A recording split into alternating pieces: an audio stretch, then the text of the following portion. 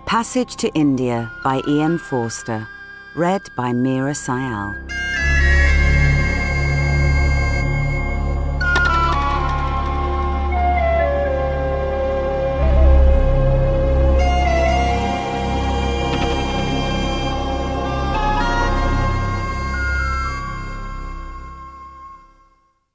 Except for the Malabar caves, and they are 20 miles off, the city of Chandrapur presents nothing extraordinary. Edged by the river Ganges, it trails along the bank. The streets are mean, and though a few fine houses exist, they are hidden down filthy alleys. So abased, so monotonous is everything that meets the eye, that when the Ganges comes down, it might be expected to wash the excrescence back into the soil. Inland, the prospect alters. There is an oval maidan, and a long sallow hospital and a railway station. Beyond the railway the land sinks and rises again steeply. On this second rise is laid out the little civil station, and viewed hence, Chandrapur appears to be a different place. It is a city of gardens. It is a tropical pleasance washed by a noble river. The toddy palms and neem trees and mangoes rise from the gardens, whose ancient tanks nourish them. They glorify the city to the English people who inhabit the rise. As for the civil station itself, it provokes no emotion. It is sensibly planned, with a red brick club on its brow, a grocer's and a cemetery, and the bungalows are disposed along roads that intersect at right angles. It has nothing hideous in it, and only the view is beautiful. It shares nothing with the city except the overarching sky. League after league the earth lies flat. Only in the south, where a group of fists and fingers are thrust up through the soil, is the expanse interrupted. These fists and fingers are the Malabar Hills, containing the extraordinary caves. Abandoning his bicycle, which fell before a servant could catch it, the young man sprang onto the veranda. He was all animation. "Hamidullah, Hamidullah, am I late?" he cried. "Do not apologize," said his host. "You are always late." "Kindly answer my question. Am I late? Has Mahmood Ali eaten all the food?" "Mr. Mahmood Ali, how are you?" "Thank you, Dr. Aziz. I am dying." "Dying before dinner? Oh, poor Mahmood Ali." "Hamidullah here is actually dead. He passed away just as you rode up." "Yes, that is so," said the other. "Imagine us both addressing you from another and happier world." "Does there happen to be such a thing as a hookah in that happier world of yours?" "Aziz, don't chatter. We're having a very sad talk." The hookah had been packed too tight and bubbled solidly. Yielding at last, the tobacco jetted into his lungs and nostrils, driving out the smoke of burning cow dung that had filled them as he rode through the bazaar. It was delicious. He lay in a trance, sensuous but healthy, through which the talk of his two friends did not seem particularly sad.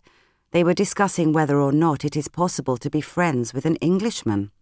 Mahmood Ali argued that it was not. Hamidullah disagreed, but with so many reservations there was no friction between them. "Well, look at my own experience this morning." "I only contend that it is possible in England," replied Hamidullah, who had been to that country long ago and had received a cordial welcome at Cambridge. "It is impossible here. Aziz, the red-nosed boy has again insulted me in court. Until lately he was quite a nice boy, but the others have got hold of him." "Yes, they have no chance here, and that is my point. They come out intending to be gentlemen and are told it will not do.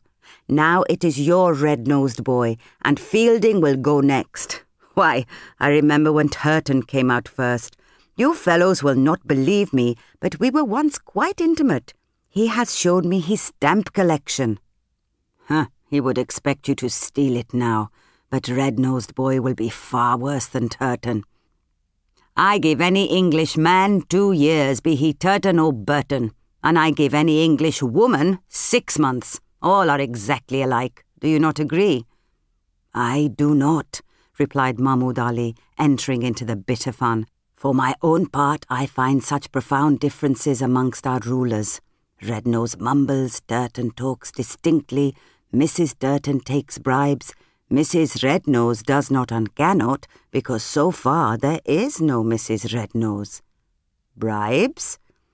Did you not know that some Raja or other once gave her a sewing machine in solid gold so that the water should run through his state?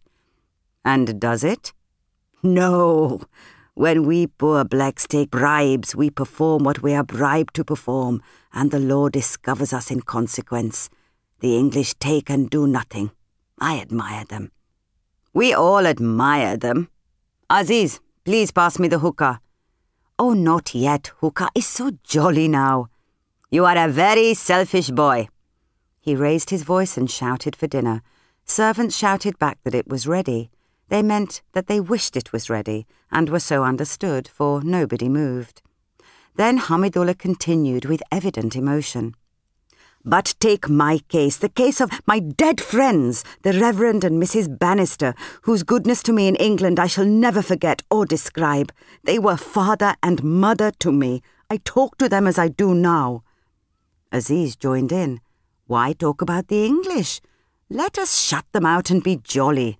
Mrs. Bannister was the only exception, and she's dead. No, I have met others. So have I, said Mahmud Ali, unexpectedly veering. All ladies are far from alike. Their mood was changed, and they recalled little kindnesses and courtesies. But of course all this is exceptional. The exception does not prove the rule. The average woman is like Mrs. Turton, and Aziz, you know what she is. Aziz did not know, but said he did. He too generalized from his disappointments. It is difficult for members of a subject race to do otherwise. Granted the exceptions, he agreed that all English women are haughty and venal.